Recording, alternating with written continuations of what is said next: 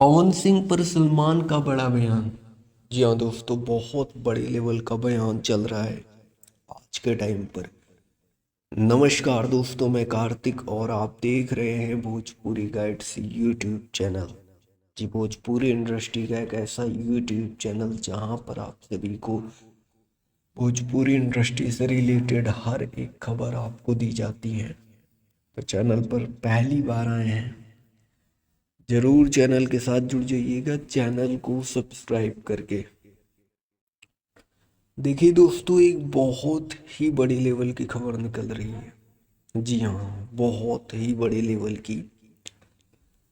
आपको बता दें कि यहाँ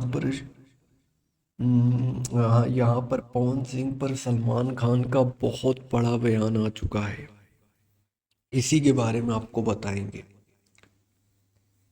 देखिए, जैसा कि पवन सिंह का बिग बॉस में ग्रैंड फिनाले में एंट्री देख ही लिया होगा आप में से काफ़ी सारे लोगों ने।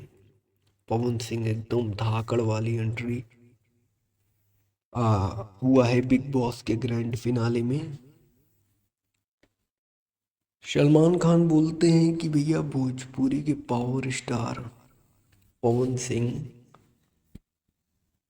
गाना गाते हुए एंट्री मारते हैं, और जैसा कहा जाए मतलब कि सलमान खान बोलते हैं कि वाह क्या आवाज़ है। जी हाँ, सलमान खान भी पवन सिंह के गाने की तारीफ करते हैं। सलमान खान को भी अच्छा लगता है।